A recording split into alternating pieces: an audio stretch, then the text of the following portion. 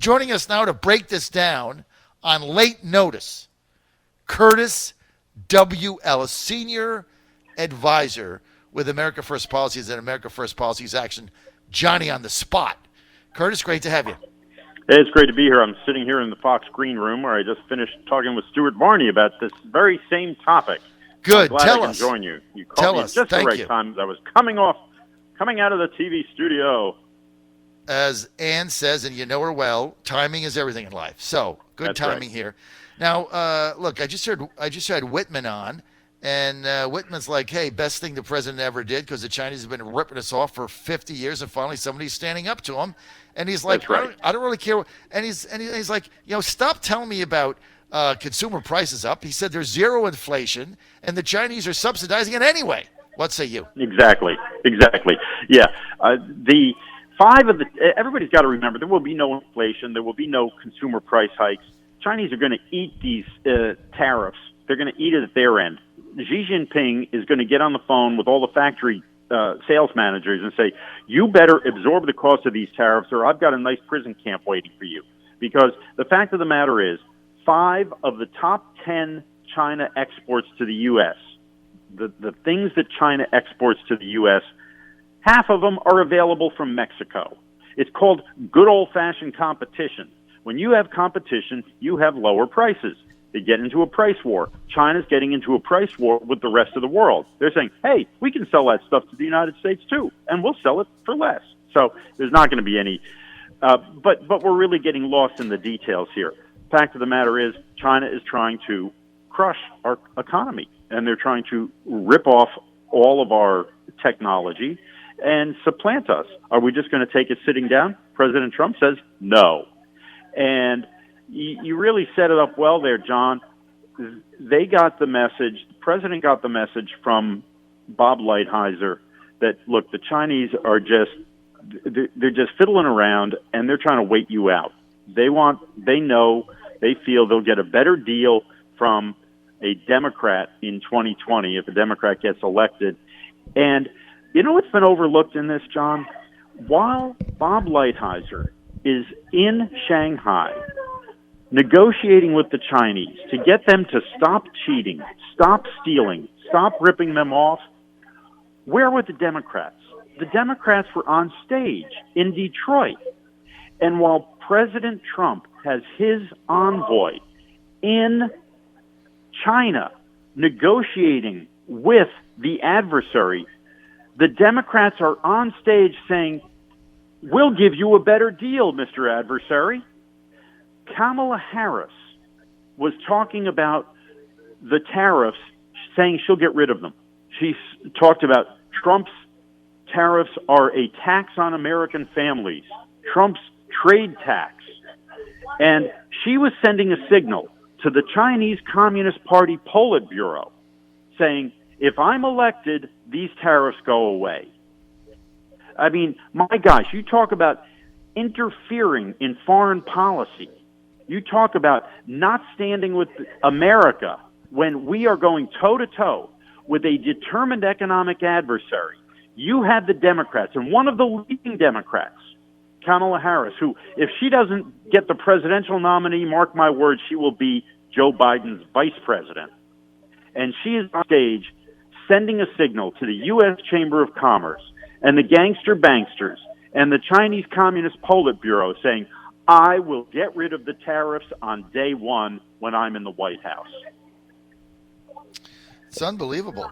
I mean, it is unbelievable. If you're the Chinese, it is unbelievable. If you're the communists in Beijing right now, and you see her press conference yesterday, which I thought was one step from criminal behavior, as far as I'm concerned, right in the middle of negotiations. I mean, there's certain things you do.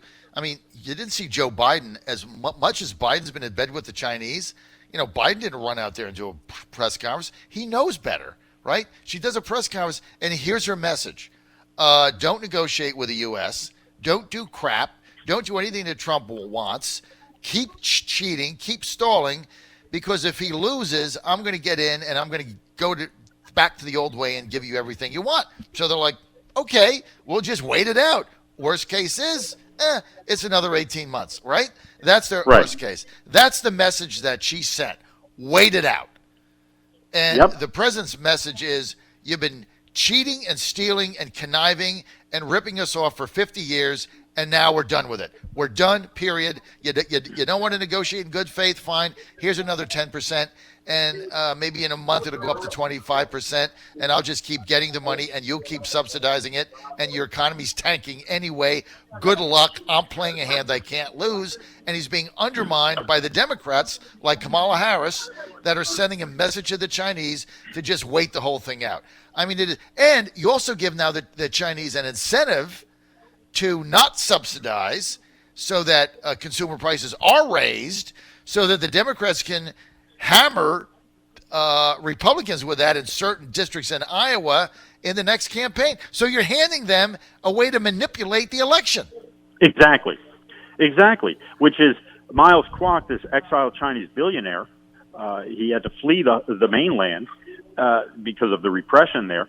He's here in New York, and he said he has reports China is interfering in our election. They are making plans and actually executing them now to interfere in the 2020 election on behalf of the Democrats. And we saw them putting propaganda inserts in the Des Moines Register talking about how this Trump trade war has hurt the farmers, trying to influence the election in Iowa. They are manipulating all of their Wall Street buddies who are making a fortune, making a killing, investing in China and steering passive investment, exchange-traded funds, index funds, shoveling that money into China's black hole, rat hole. They're telling the Wall Street people, please lobby on our behalf, get this thing to end, please make it stop, please make it stop, tell Trump to please make it stop. They're using, and then they're influencing the corporate media. You can look at the Communist Party's mouthpiece, official mouthpiece, the Global Times, and all they talk about is racism, racism, racism. The racism of America. America's a racist country, and what do you see then in the American corporate media? You see Washington Post, New York Times. They talk about how Chinese Americans are being discriminated against because of the crackdown on spies. America is cracking down on spies, as we should, rounding up all of these people who are stealing trade secrets, stealing research, and shipping it over to the communist regime in China. And what does the New York Times and the Washington Post say? Chinese Americans feel they're being discriminated against. And because of the anti-immigrant, racist attitudes afoot in America today, it's really, really dangerous for Chinese. No, it's dangerous for spies. Thank you very much. So their corporate media is repeating the talking points of the Chinese propaganda machine. Wall Street is being used to lobby on the behalf of the Chinese Communist Politburo, and what the Chinese propaganda machine doesn't do directly through its own propaganda arms, it's using American interests to further that. And then you've got people like Kamala Harris and Tom Steyer, who's going nowhere, but he has ads on TV. And you watch his ads on TV, he's this hedge fund billionaire. He made his money in fossil fuels, and now he's like the green machine dreamer. And he is an impeachment freak, and he's saying super liberal, wannabe Democratic candidate, and he's saying that talks about Trump's trade tax. So he's another one.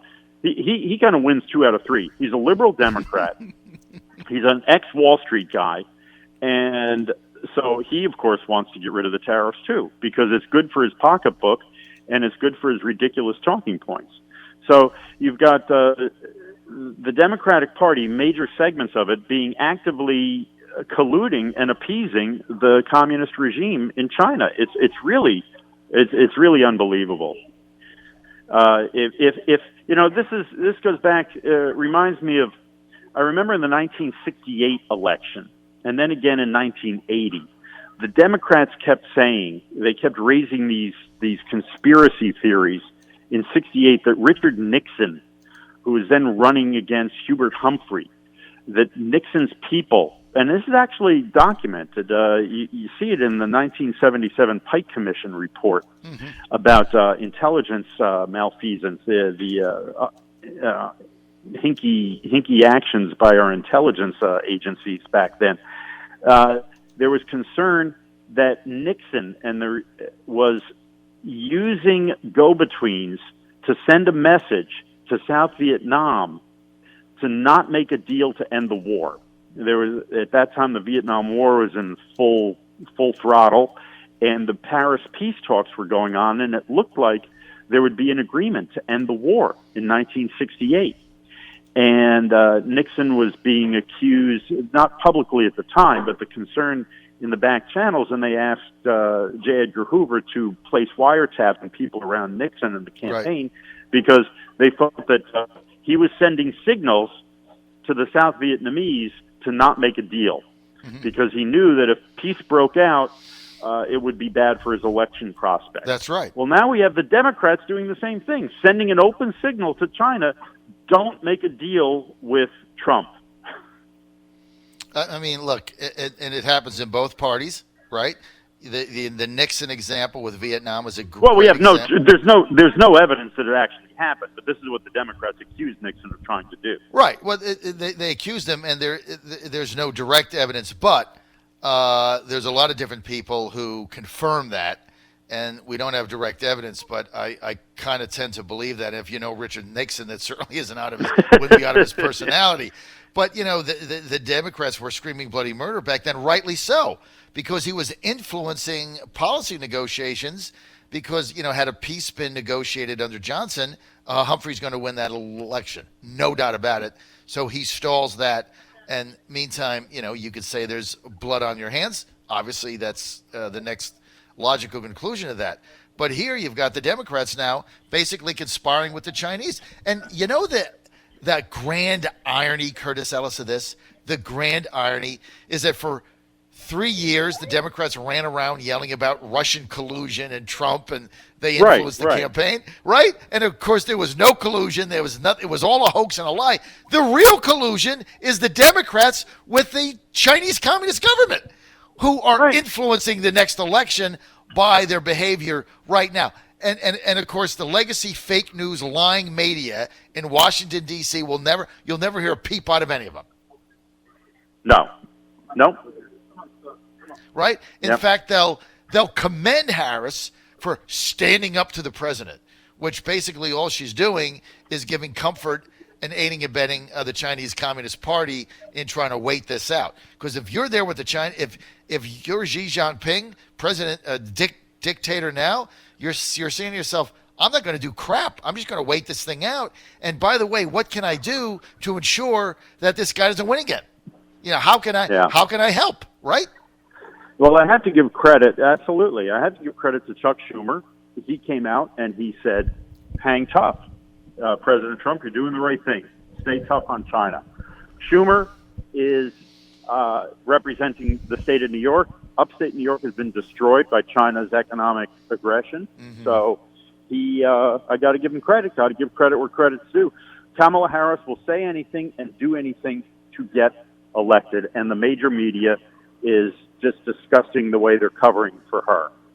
They're going after Tulsi Gabbard for pointing out Kamala's fraudulent record. She's a total fraud. When she was Attorney General of California, she was lock 'em up Kamala. Right.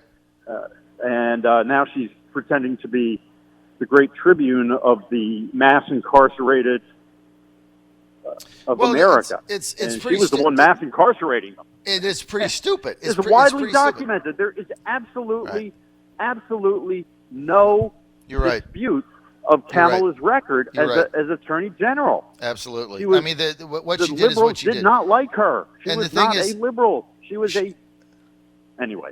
Yes, she was a moderate, and she could have run. She could be running right now on her record in California as a law and order candidate. But see, they can't win a primary with law and order because the Democrats want complete lawlessness. So they can't win. So she has to change her entire position and make believe she doesn't have the record she has, when all she got to do is go into these debates and say, when it's all said and done, I'm the law and order Democratic candidate. You want law, I'm your candidate. Instead, she's got to kowtow to the wackos in the party in Iowa and in order to be nominated or get a delegate. I mean, the whole thing is sick. Curtis, I got to go. John Fredericks, Curtis Ellis, thanks for being with us.